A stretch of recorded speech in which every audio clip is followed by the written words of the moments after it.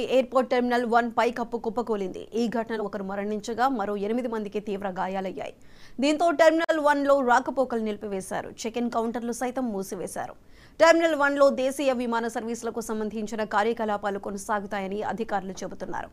Terminal 1 నుంచి రాకపోకలు కొనసాగించే స్పైస్ జెట్, ఇండిగో సర్వీసులు మధ్యాహ్నం 2 గంటల వరకు రద్దు చేసినట్లు స్పష్టం చేశారు.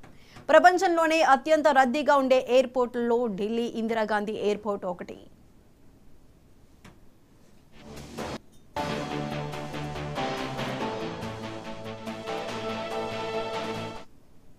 తెల్లవారుజామున 5 గంటల సమయంలో టెర్మినల్ 1 పైకప్పు ఒక్కసారిగా కుప్పకూలింది. రూఫ్ షీట్తో పాటు దాని సపోర్టెడ్ బీమ్స్ కూలిపోయాయి.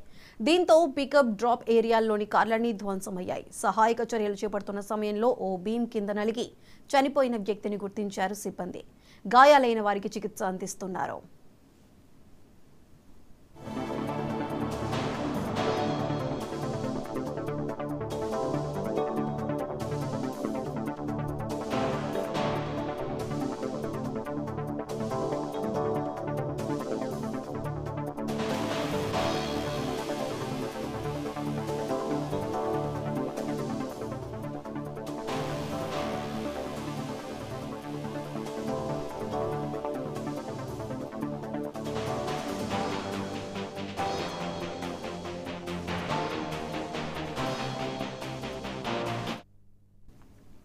ఘటనపై పౌర విమానయాన శాఖ మంత్రి కింజారపు రామ్మోహన్ నాయుడు స్పందించారు.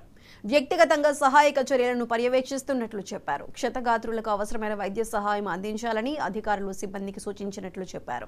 ఇక మరోవైపు మధ్యప్రదేశ్ జబల్పూర్లోని డుమ్నా ఎయిర్పోర్ట్లోనూ గురువారం పైకప్పు కుప్పకూలింది.